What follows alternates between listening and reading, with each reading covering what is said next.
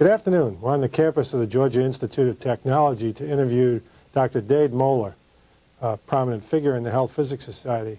The occasion is the award ceremony where Dr. Moeller is being inducted into the Engineering Hall of Fame at Georgia Tech. The date's October 22nd, 1999. Dade, welcome to Georgia Tech and congratulations on your award. Thank you, Mike, and let me express my appreciation to you for all the hard work in getting the award for me. Well, you did all the hard work. I just wrote down a little story about it. So it's a thrill to be here with you today and a thrill to do this interview for the archives of the Health Physics Society. Dade, let's begin by talking a little bit about your early childhood in Florida and how things started out in life for you. Okay, I was, as you say, I was born and reared in Florida. I lived on a farm. We had cows and goats and chickens and rabbits and ducks and a garden, etc. And my job was to help maintain the farm. I rode about 8 miles to school in a nearby town of Melbourne on the East Coast. We live very near Cape Canaveral. I was one of 5 sons. I was the second of the 5. And that's an interesting little bit of history in that my dad was one of 2 sons. His dad was one of 2 sons. And I think there were nothing but sons in the next level. Then after, I'm jumping ahead, but after my wife and I married, we had the first 4 children were sons. So I think it was 13 boys in a row. Well, fortunately, we did have number 5, and she was a girl. So we broke the spell. That's great. I recall a story you told me a long time ago about selling Cokes on the roadside in Florida. Tell us a little bit about that. Well, I went to school, obviously, from September till June. And then in the summers, my parents kept us busy. Of course, we were working on the farm, but they also found other things for us to do. And one of the things, I'll get to the Coke story, and it's quite appropriate, of course, to discuss Coca-Cola's here in Atlanta. But prior to discussing that, people used to ask me years later when I was teaching in college, they would say, what did you do during the summers in Florida? And I always said, well, actually, let me begin with what we did during the summers, and that was to skin alligators. And then they said, well, what did you do during the winter? And I pointed out that we skinned Yankees. And one of the ways in which we did that was that our home was right on U.S. Highway number 1, which went, of course, from Maine down to Miami, in fact, on to Key West. And every summer, or every winter, excuse me, when the Yankees were coming south for a winter vacation, the State Department of Transportation would inevitably repave US 1. Well, when they were repaving it, they held up. It was one way, so they held the cars up. And so my mom took a wash tub and filled it with ice, and Dad bought a case of Coca-Cola, and we put them in the wash tub and went out, and as the people were held up in line, we would sell them Coca-Colas. Well, at that time, a Coke was a nickel. And so I remember I said to Mom, what should we charge the people? And she said, well, they're Yankees, charge them a dime. So we charged them a dime, but I remember after the first morning, I came in and I pointed out to my mom that most of the cars had 2 people in them, a man and a woman. And I said, what do you charge when they want 2 Cokes? And she said, well, we agreed they were 10 cents apiece. And I said, yes, Mom. And she said, well, if they want 2, you just tell them they're 2 for a quarter. That's great. After those early days, tell us about high school and then how you entered college and what life was like from there.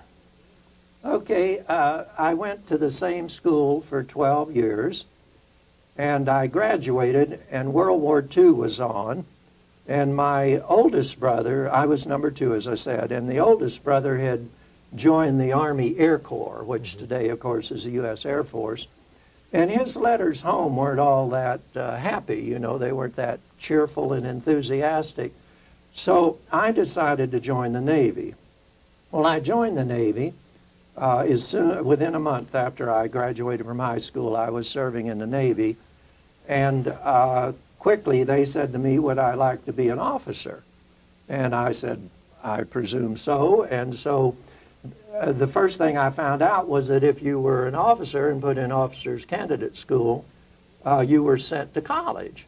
Well, I had always wanted to go to college, but I failed to tell you that as a boy we never had any money. We had plenty to eat, we had love in our family, etc., but we had no money, and there was no way I ever could have gone to college. So I said yes to the Navy, and they sent me to college. And that's how I began my college career. That's great. Now, you went to Presbyterian Preministerial College, I think, first. Well, actually, Mike, the Navy was a funny place. It probably still is. But they first sent me to the University of South Carolina. Well, I had been there one semester, and the other Navy people in the course were always talking about Georgia Tech. I had heard about it as a boy, but that was about the extent of it. And so I asked around, how could I get the Navy to send me to Georgia Tech? And they said, well, if you will agree to let the Navy transfer you to Howard College in Birmingham, Alabama, that's a stepping stone to Georgia Tech. And actually, it was a Baptist pre-ministerial college. Oh, there you go. And I went there for 1 year, and I jokingly used to tell my children that I lacked only the completion of one subject of being ordained. But sure enough, after a year there, they transferred me to Georgia Tech. And the funny thing was, when I arrived at Georgia Tech, of course, I was being sent there by the Navy, and so Georgia Tech had to take me. Well, I hadn't even had the prerequisites to get into Georgia Tech. So I graduated under false pretenses. That's great. That's great. How'd you find Georgia Tech as a school? What major did you have when you were here? Okay, I should point out that after 2 years in the Navy, I was discharged, and so I then had available the GI Bill, which would pay for my college, and so I returned to Tech. And while you were in the Navy, they told you, everything, every subject to take, every breath to take, etc. But being now a civilian, I was able to choose. Well, in those days, and I don't know whether it's true today, but in those days, you registered in the gymnasium.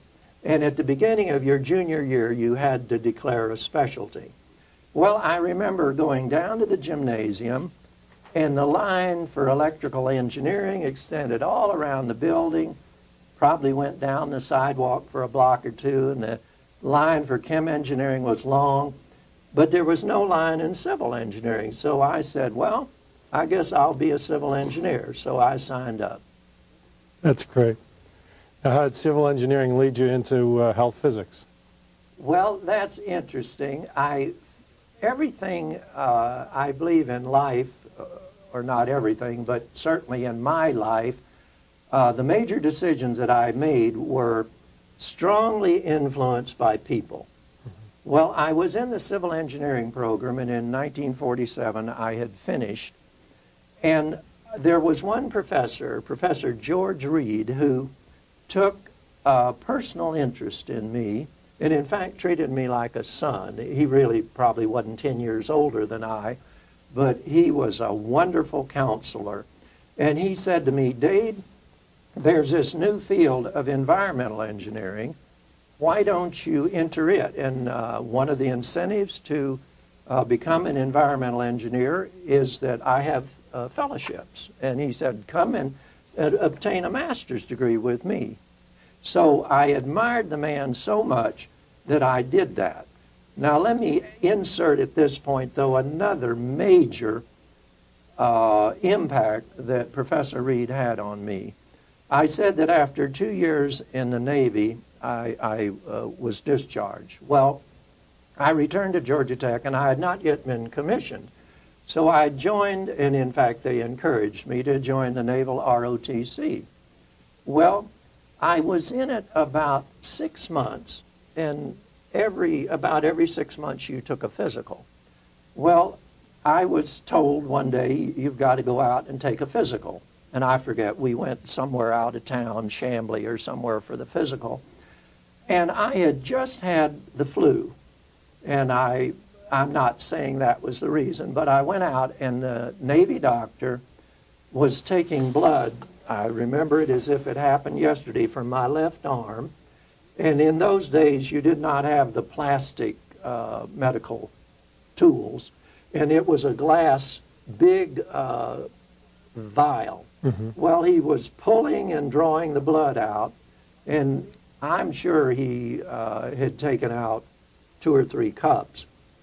And I don't know how it happened, but in pulling it, he cracked this whole thing, and the blood spilled all over me and all over the floor. And he then put in another one, and he got a good sample. Well, then immediately he said, now I'm ready to take your blood pressure. Well, he took my blood pressure, and he said, son, you better go in there and lie down on the cot in the next room.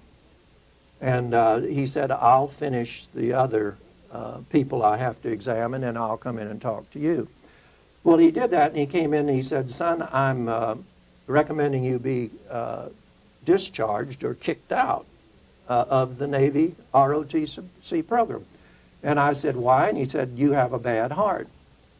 And he said, in fact, I would urge you to be careful crossing the street because you may just faint and a car run over you. And he said, above all, don't run up the stairs. He said, he scared me to death. Well, psychologically, I was a wreck for 6 months at least, and I had a very difficult time overcoming the scare that he put into me. Well, I recall I was in Professor Reed. I'm back now to Professor Reed, and this is taking a few minutes, but I wanted to share it with the people who view this video. Professor Reed said, Dade, you ought to join the Commission Corps of the U.S. Public Health Service. And I said, Professor Reed, there's no way I could ever get into the Public Health Service. I've been kicked out of the Navy. I have a bad heart. And he looked at me and he said, Dade, there's nothing wrong with your heart. And here, of course, he was an engineer, an environmental engineer. He didn't know diddly about hearts. But I had such faith in that man that I believed him. And so I remember I went in and I applied for the Commission Corps of the Public Health Service, and the physical exams were given at the Atlanta Penitentiary because the Public Health Service doctors provided medical care to the incarcerated people at the penitentiary. Well, as I went out there for the physical, I said to myself, the first thing they're going to do is give me a form to fill out and give my medical history, and I have to tell the truth, and I'm sunk. So I got there, and the first thing the lady at the desk did was give me these forms to fill out. Well, I went through, what's your mother's name, and is she living? And, of course, my dad and mother were still living. And then finally it got, where was I born and everything. And finally, sure enough, there was the crucial question. So I was petrified, but I read it carefully, and it said, have you ever been refused admission into the armed forces because of a medical disability? Well, putting on my lawyer hat, I wasn't turned down. I was in and they kicked me out. So no, I had never been refused admission. So I got into the Public Health Service Commission Corps, served 18 more years, and I'm here today, and I've never had any heart trouble since. That sounds like the exciting turn of events which brought you into the health physics profession. It's too bad the Navy's loss was the Public Health Service's gain.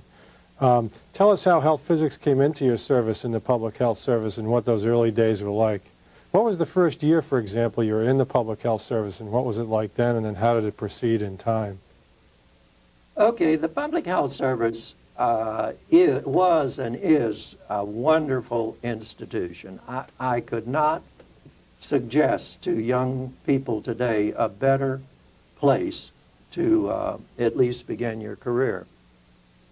When I first joined, or was first commissioned and reported to active duty, well, let me begin. I reported first for active duty here with the Centers for Disease Control in Atlanta. And the Public Health Service offered you a wonderful background, and they set up a career plan for each officer. And they asked me immediately what my primary interest was. And again, back to Professor Reed, he had told me about radiation and made it seem so exciting. I told him from day one that I wanted to get into the radiation field.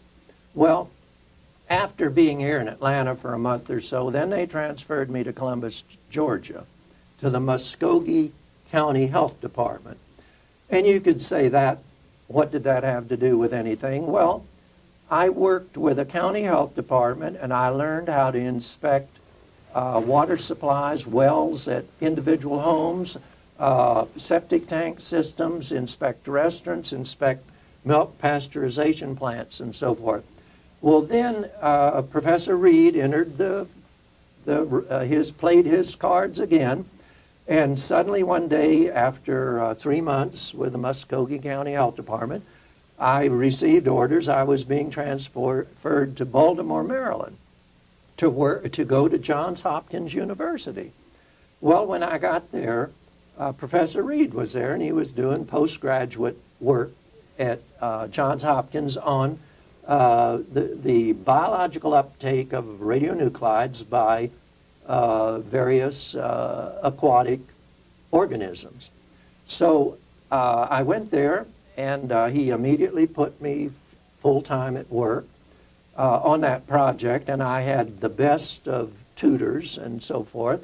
And then, though, the Public Health Service realized that if I were going to work in the rad field, I ought to have some formal training. So they transferred me. I guess I was at Johns Hopkins for about 3 months, and they transferred me to Oak Ridge. And I went to the Oak Ridge Institute of Nuclear Studies and took a 4-week, very fundamental course in, you know, the basics of rad protection and nuclear physics and so forth. And then I was assigned to X-10 to work with the health physics group for another month or so. Then I was transferred back to Johns Hopkins and worked until June on that assignment. I'll jump ahead because it would take too much time to tell about everything, but from Johns Hopkins, they transferred me to Cincinnati, Ohio, then to Los Alamos, the Los Alamos National Laboratory, which was a wonderful assignment. Then I was assigned to the headquarters office of the Public Health Service in Washington, D.C. I was assigned to, there for 2 years, I was assigned to, sent to graduate school at North Carolina State University in Raleigh for 2 years, and I was sent back to Oak Ridge, the National Lab, for 2 years. Then I had really my first important assignment. I directed the Radiation Protection Control Program for the Public Health Service at the Environmental Engineering Center in Cincinnati. And then from there, I had been there 4 years, and they asked me if I wanted to direct the Northeastern Radiological Health Laboratory in Winchester, Massachusetts. And so I went there, and if time permits, I could tell you about some of those assignments. And then I had been there 4 years, and I got a postcard from the Public Health Service, and it reminded me that anyone with 20 years of active duty could retire. So I sent in the postcard, and I got back a letter, and it said, "Congratulations, you can retire on August the 10th, or whatever it was." And here I was. I had served 20 years. I held the rank of a Navy captain. I had a doctor's degree, and I was 39 years old. I don't know that it's true, but I believe I was the youngest person ever to have retired from the Public Health Service. Well, then I was sitting in my office a month or two before I was ready to retire, and I had no idea what I was going to do. And I received a call from the dean at the Harvard School of Public Health, and he said, would I come down and chat? Well, I went down and had lunch with him, and right at lunch he said, come down and be on our faculty. And so I did. That's great. Let me back you up to those early days at Los Alamos. You had some interesting experiences with some very famous and notable folks back in those days. Tell us a little bit about those times. Well, those were undoubtedly some of the most exciting times in my life. And unfortunately, it was so commonplace that you did not realize for example, to take pictures. We never took a single picture. But Los Alamos had a large fraction of the people working at the labs were young people. I was 22 years old at the time, and I had just gotten married. And in fact, our first son, I should point out, I said we had four sons and then our daughter. Our first son was born at Los Alamos. Our second son was born when we were stationed in Washington, D.C. The third son in Raleigh. The fourth son when we didn't have any children in Oak Ridge. We were only there 9 months. Then we had our fourth son in Cincinnati. And then we were supposed to have been transferred to Winchester to run that lab in June of 1961, and it got delayed till November, so our daughter, who was supposed to have been born in Massachusetts, was born also in Cincinnati. But back on Los Alamos, the town was full of young people just with, it was just exciting to work with them, and plus older people who we all worship. And my wife and I joined the young people at the Protestant church. We were Protestant, and Los Alamos had at that time, it was a closed city. It had a Catholic church and a Protestant church. It was called the Union Protestant Church or something like that. Well, we joined the young people there, and every Sunday evening we would meet at one of our apartments. And everybody, you were in government housing, so everybody had exactly the same type of housing. And so, and at the time, my wife and I had just been married the short time on this particular occasion. And we had one, what I'd call easy chair or stuffed chair. And each Sunday night, the young people invited someone from the lab to come in and talk. Well, the first night that it was at our house, the guest was Enrico Fermi. Well, he came in, well, all we had was that one chair, so Dr. Fermi sat in a chair and we sat on the floor around him. And he spent 2 hours just chatting, just the most wonderful experience you could ever ask for. And then the second time that the event was at our home, Edward Teller came over. And then I'll never forget, we invited George Gamow. That was at someone else's house. I always remember Professor Gamow because he would wear a combination of clothes that was, putting it mildly, outlandish. He'd have a plaid shirt and trousers that had nothing to do with the shirt, and a tie that had nothing to do with either of the other two. But he never could get his car started, and he would come if we agreed to go out and push his car and get him started so he could go home. That's great. Tell us a little bit about the health physics work that you did back in those days at Los Alamos. What was your assignment like, and what kind of problems were you working on in those days? Okay, at Los Alamos, I was assigned to the waste management group. And at that time, and of course you have to go back and realize that it was the way things were done in those days. But they had the technical area, and the liquid waste from the technical area went through a pipe and just cascaded out over the canyon, over the mesa, and dumped down into the canyon. And we made estimates at the time, and of course the waste had plutonium in them, and we made estimates at the time that it would take 500 years for that waste to ultimately reach the Rio Grande. And in our mentality, that took care of everything. However, we realized that wasn't the right thing to do, so I did chemical coagulation studies and biological uptake studies to work out biological methods and chemical methods of treating that waste. And before I left the laboratory and was transferred to D.C., the plants were being built and put into operation. Mm-hmm.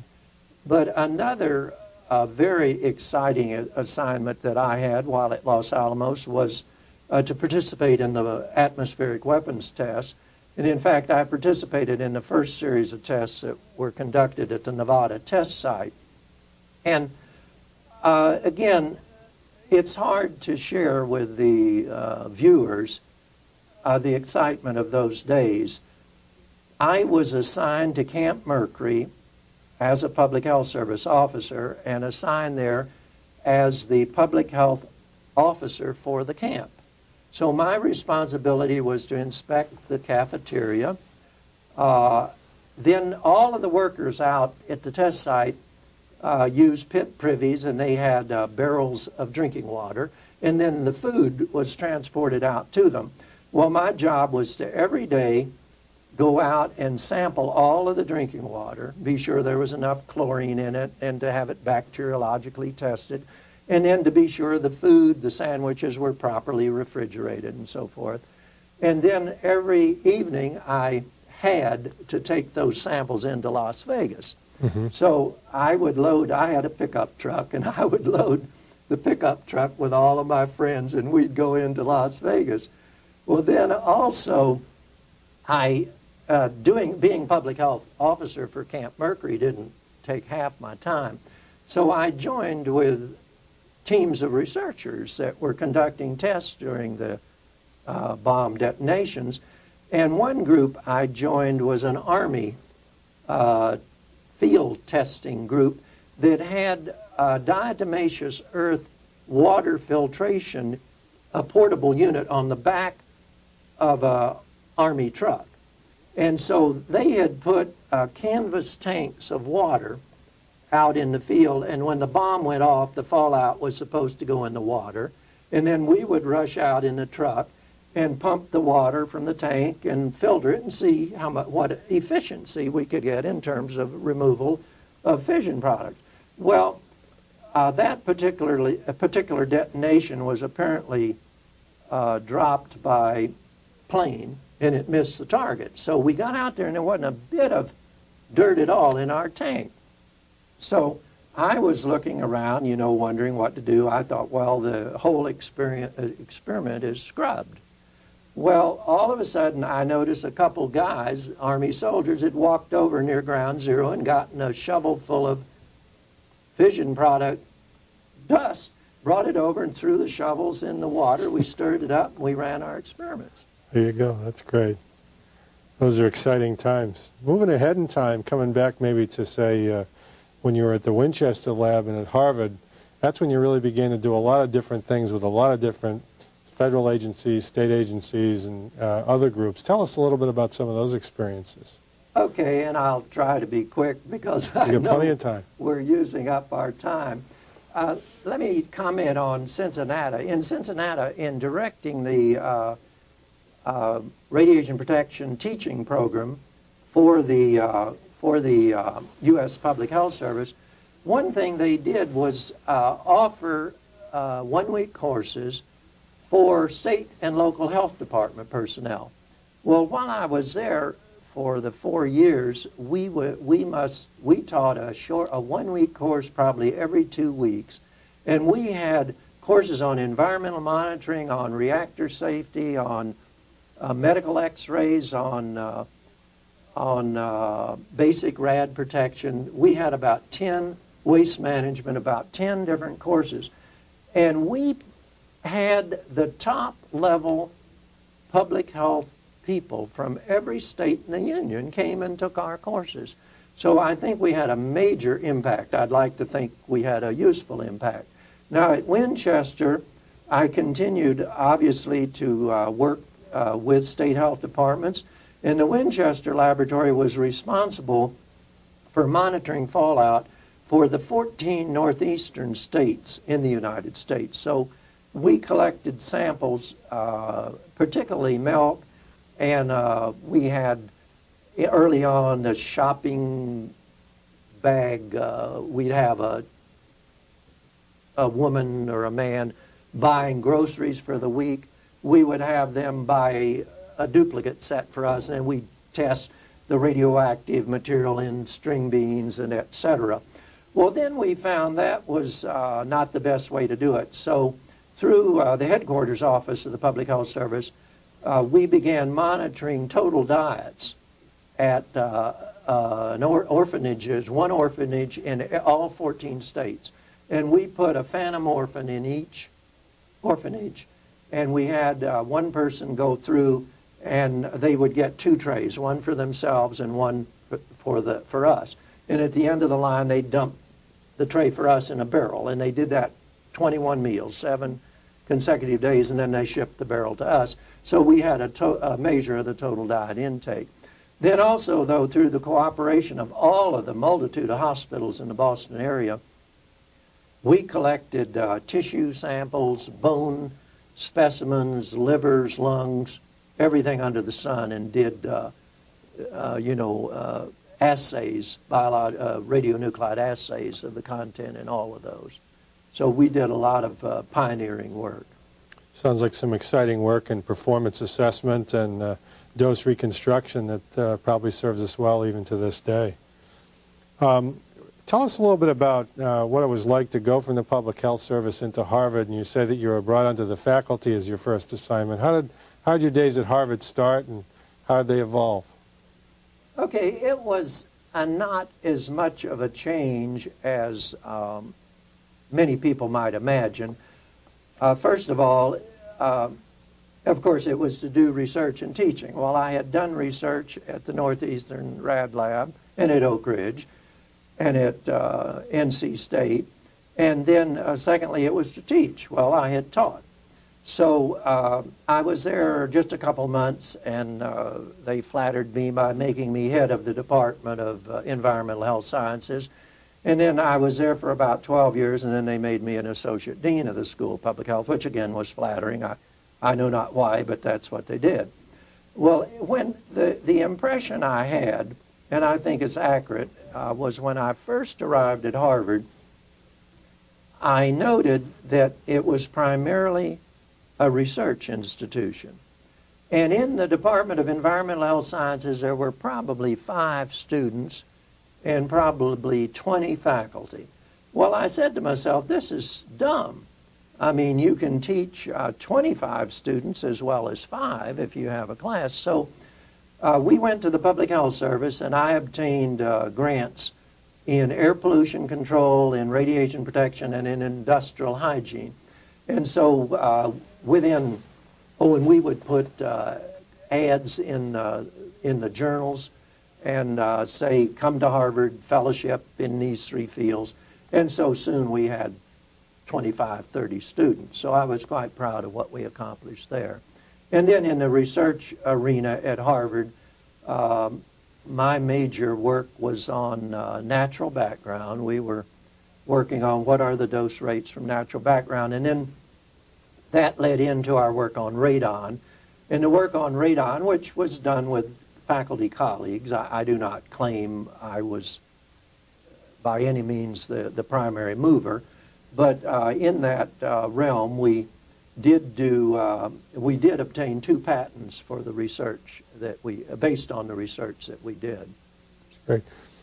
Also during that time, Dade, you had a lot of ancillary assignments that were quite exciting and I think innovative and creative, and a contribution it's made to radiation protection. Tell us a little bit about your work with, say, the federal agencies and the beer committees and so forth. What was that like in those days?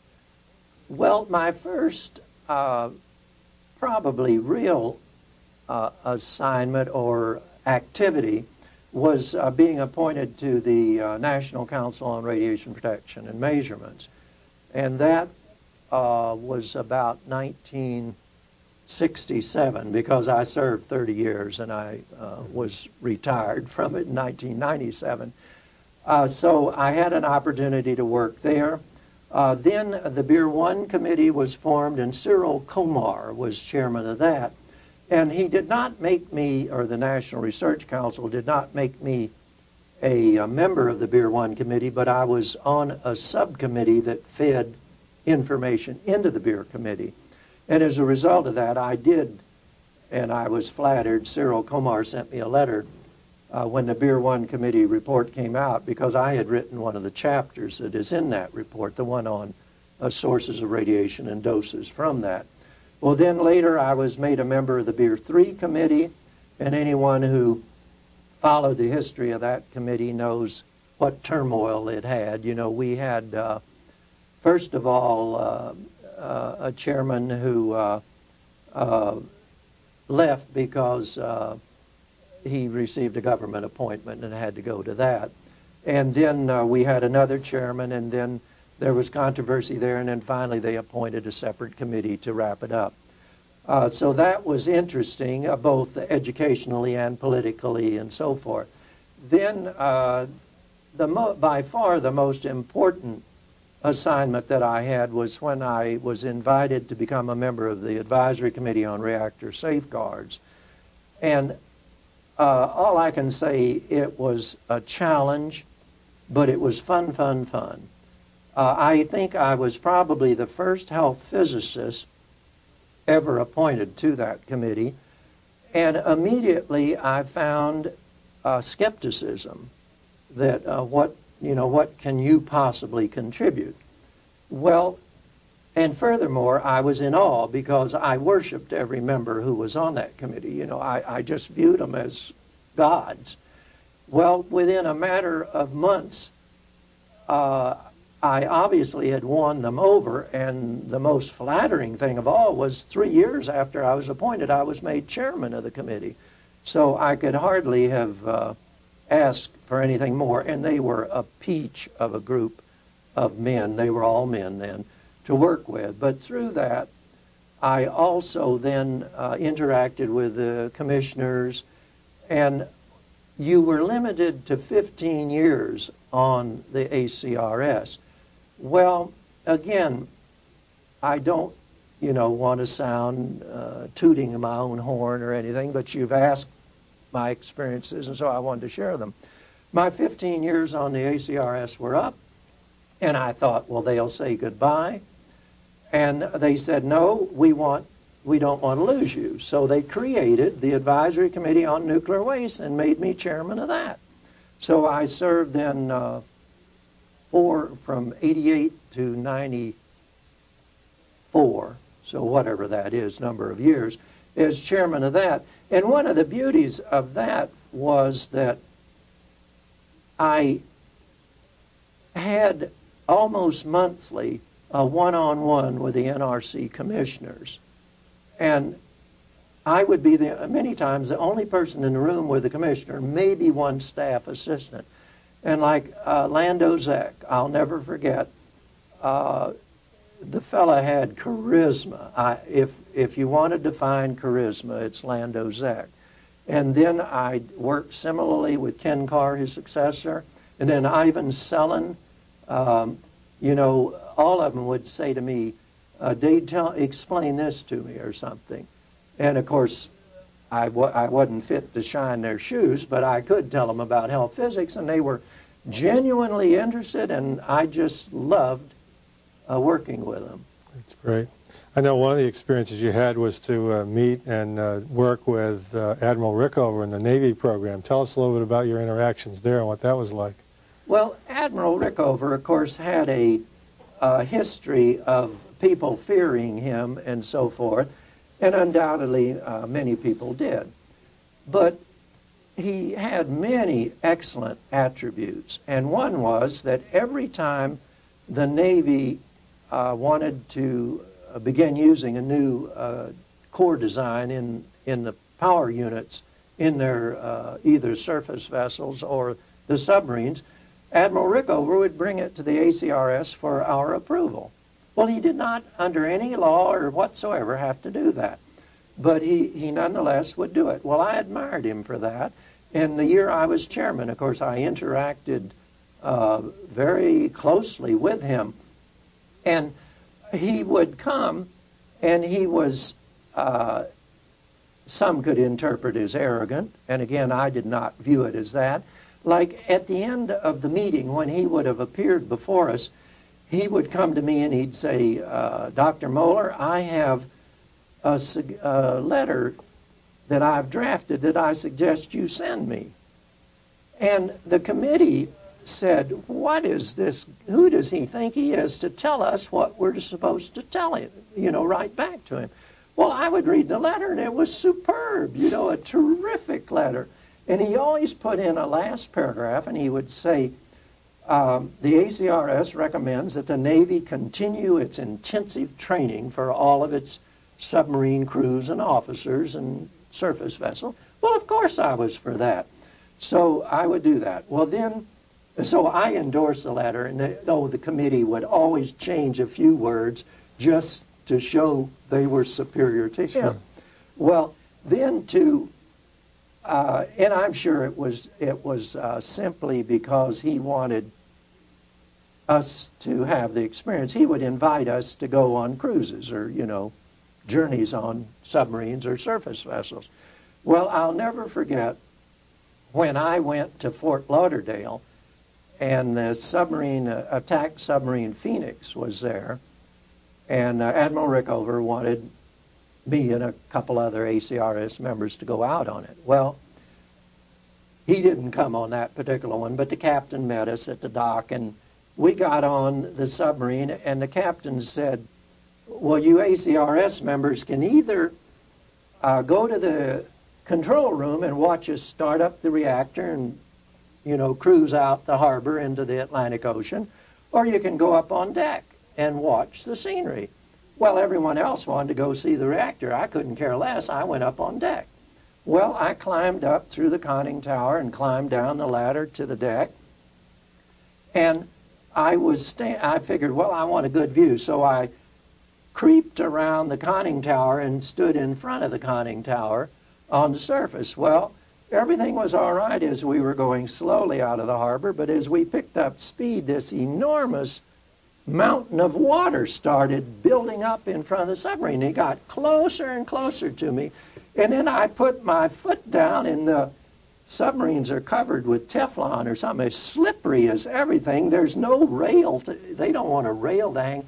Well, I was petrified, so I gingerly creeped back around the conning tower and got behind it. And I figured, well, I'm safe here. Well, when I got back there, I suddenly felt so good and relaxed. And there were, unknown to me, 2 sailors standing at the stern. And I guess if I'd have fallen overboard, they were supposed to jump in and get me. Well, suddenly one of them hollered, "Sir?" And I guess they were, talking to me. So I said, "Excuse me?" And they said, "Sir, we recommend you come back here where we are and stand with us." And I said, "Oh?" And they said, "Yes, you're standing right on top of the reactor." Did you have a film badge on? No. No, That's neither great. there nor most of the time at the weapons tests. I guess we wore them, but I don't remember today. That's great. Well, I'm sure you had a number of exciting and interesting experiences in your career at Harvard as well. Tell us a little bit about those experiences. Well, there were a number of things. Let me mention, though, before I even shift to that, I'm reminded of my days with the ICRP. I mentioned the NCRP, the International Commission on Radiological Protection. I served for 4 years on committee, or for 8 years, excuse me, on committee 4. And those were wonderful in that they provided me an opportunity to interact with leading radiation protection people from throughout the world. And not only that, but the travel was superb.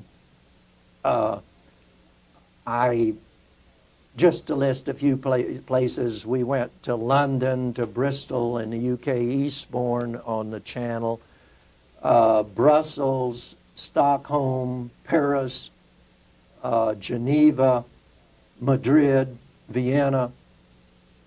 I can't remember where all, but these would be a week or 10 days in each of those cities. Most of the time I was able to take my wife with me and so forth. So that was glorious, plus, as I say, the interaction. One other thing I want to mention on that, and it ties back into my days on the ACRS and ACNW. When I was appointed to the ICRP, I said to them, what about travel? Who will cover the costs of the travel? Well, they initially said, oh, we will, the ICRP. Well, after a trip or two, they said to me, it would be very helpful to us if you could obtain your own funds.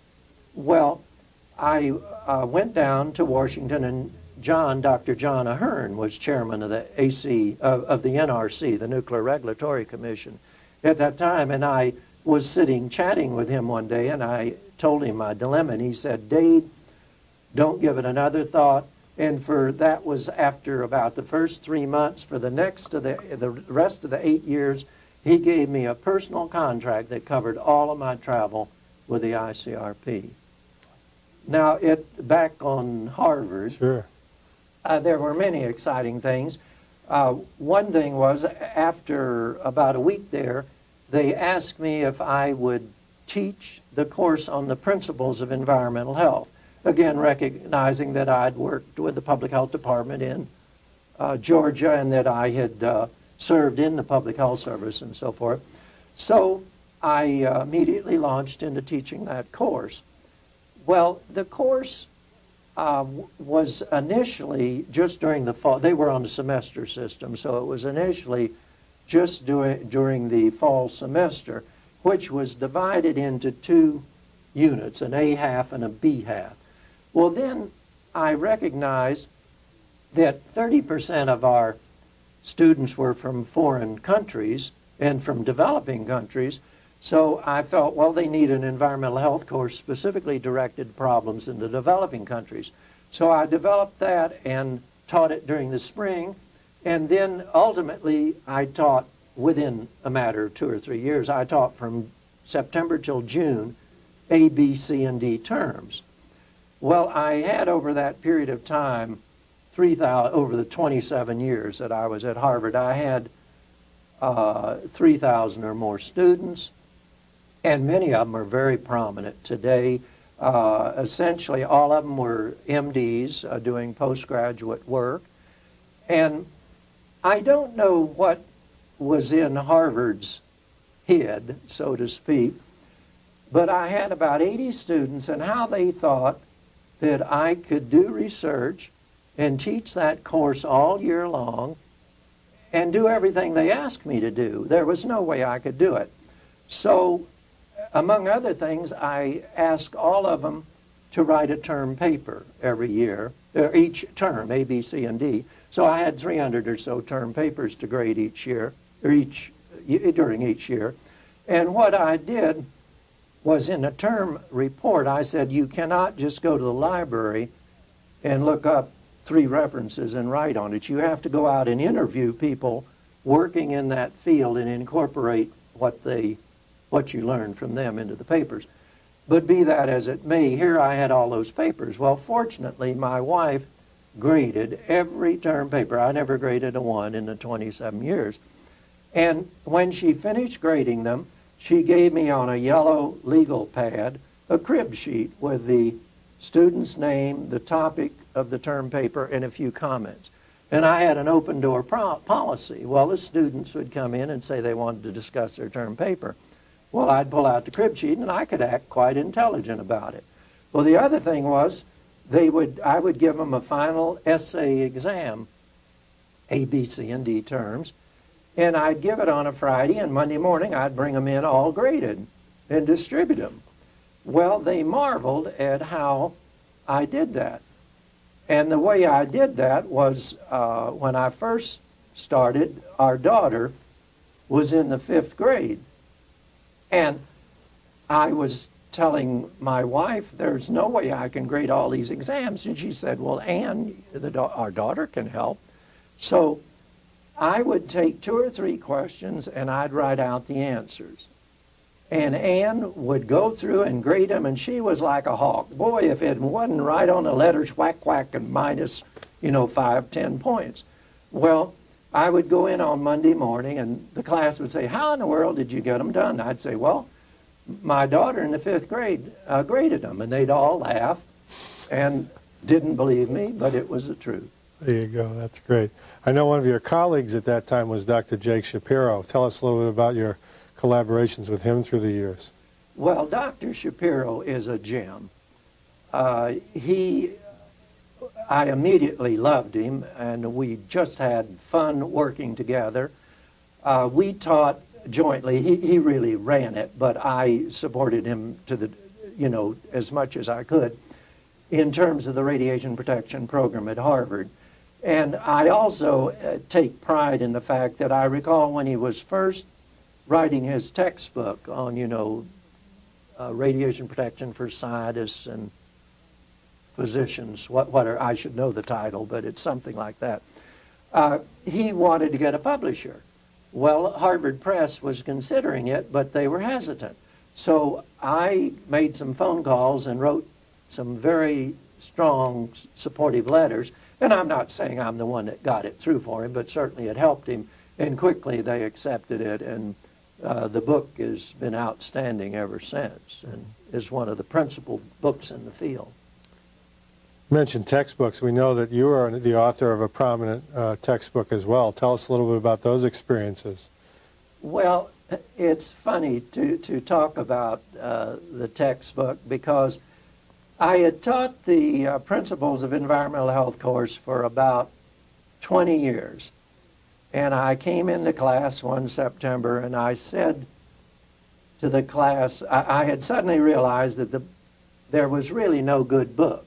The book I had been using was Environmental Protection, which was written by Professor Emil Chanlette at University of North Carolina at Chapel Hill. Well, the book was out of date, and I think Professor Chanlette would have agreed, too, that it was out of date. And so I said to the class, unfortunately, the book is out of date. I really don't have one to recommend. And one student raised his hand and said, in essence, well, you dumb cluck, how long have you taught this course? And I said, 20 years. And they said, well, why don't you write a book? Well, I wish someone had said that to me 10 years sooner. So I went to the dean, and I said, I'd like a sabbatical to write a book. And he said, well, Dade, we can't do that. Who would teach the environmental health course? So he said, you can write it on weekends. I give you permission to write it on weekends. So I went home and I explained it to my wife, and she said, we can do that. And by that time, I mean, she knew about it, knew more in the field, about the field than I did, because she had graded all these term reports, and she constantly amazed me in the depth of her knowledge. So each weekend, we would take one of my lectures from the course, and that would become a chapter. And then it would take another weekend to add the references and clean up the figures and all of that. But after about 6 or 8 months, we had a draft. Well, I called Harvard Press, and they immediately were interested. And I said, well, let me bring a chapter down and see if you like it. And they said, no, you don't come down here until you can bring the whole book. So I finally took in the whole book, and they said, we'll review one chapter, we'll assign you an editor, and her name was Ann Hawthorne. And I never will be able to cheer enough for Ann Hawthorne, because she was a superb editor, and she didn't let you have a single sentence that didn't say something. It had to say something, and she never made a single change that ever gave me any problems. They were all superb. But I said, well,